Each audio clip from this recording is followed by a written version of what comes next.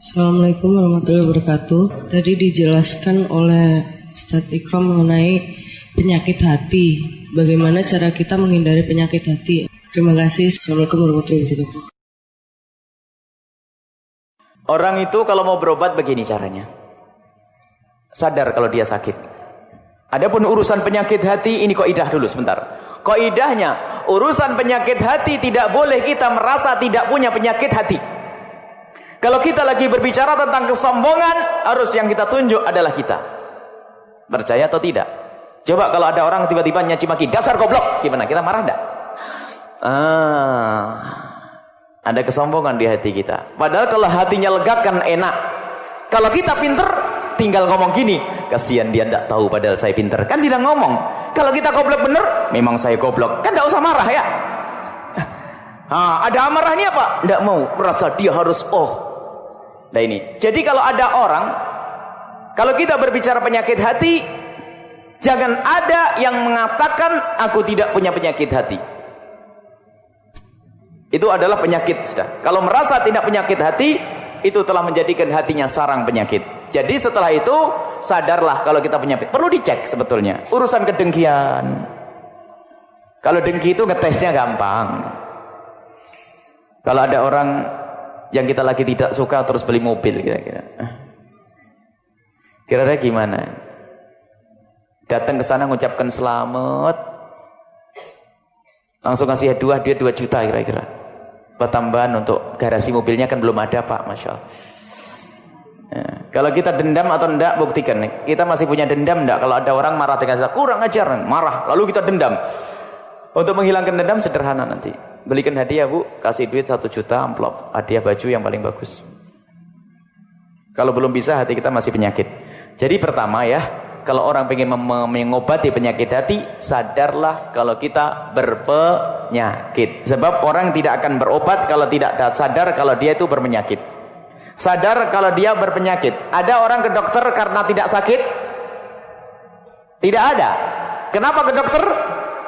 Karena sakit. Agar kita rajin ke dokter bagaimana? Yakinkan kalau penyakit itu berbahaya. Riya bagaimana? Menghapus amal. Dengki menghapus amal. Semuanya menghapus amal.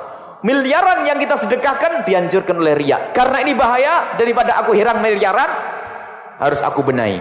Setelah tahu dia berpenyakit, beratnya penyakit itu, maka dia akan ada upaya untuk berobat.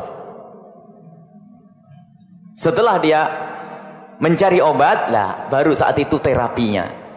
Setelah tahu obatnya adalah diperangi kesombongan. Jadi beda-beda ya. Penyakit dengki kalau tadi disebutkan dengan memohon kepada Allah, itu adalah syarat pertama. Senantiasa memohon kepada Allah agar Allah menjauhkan kita dari bermacam-macam penyakit itu. Tapi itu usaha, separuh lagi usaha. Usaha pertama adalah berdoa, usaha yang kedua adalah dilawan. Sayyidina Umar bin Khattab orang hebat, dekat sama Rasulullah, tapi masih memerangi kesombongan di dalam hatinya. Suatu ketika beliau menyampaikan ceramah, khutbah, khutbahnya enak, sampai orang pada ngangguk-ngangguk begini. Terbetik di hati Sayyidina Umar bin Khattab akan kebesarannya, hebat memang aku, khalifah yang enak ngomong. Terbetik kecil sedikit kesombongan di dalam hatinya, Sayyidina Umar bin Khattab langsung sadar. Berhenti beliau dari ceramah, jubah dilepas, lalu beliau mengambil air dari tempat yang jauh, melewati tamu-tamu negara ini semua. Para pasukan Sayyidina Umar ingin menolong, malah dibentak. Jangan, biar aku yang melakukan. Ya Khalifah, biar kami yang melakukan. Dijawab oleh Khalifah Umar, jangan, biar aku yang melakukan. Sayyidina Umar mondar-mandir ngangkat air. Setelah itu baru ditanya setelah selesai, kenapa Khalifah itu semua engkau lakukan sendiri dan tidak kau perkenankan aku membantumu? Ia menjawab, karena tadi waktu aku ceramah, aku berbangga dengan ceramahku. Aku ngerasa bahwa ada penyakit sombong mau masuk di hatiku. Karena aku tidak ingin sombong itu subur, aku hancurkan dengan cara seperti itu. Ya ini perlu. Kesombongan ini harus dilawan ya. Kok berat nyium tangan, padahal ustadznya itu dulu ya. Ustadznya nyium tangan ya, ustadznya nyium tangan berat nih. Karena apa? Dia juga bisa jadi kiai. Sama-sama jadi kiai, nggak enak masuk saya sama-sama kiai nyium tangan. Kesombongan, cium tangannya. Ada seorang alim namanya Habib Ali Al-Jufri, kalau sama orang selalu cium tangan. Tidak ingin dicium tangannya. Apalagi sama gurunya. Kalau sama guru, misal ini contoh saja, perangi kadang-kadang ilmu itu menjadikan dia. Habib Hasan bin Ahmad Bahrun, guru kami yang kemarin di Khawli, ada anak baru di luar negeri 2 tahun, itu salaman sudah begini sama gurunya. Dulu sebelum berangkat, khusus, Masya Allah. Setelah 2 tahun merasa ilmunya sama, khair.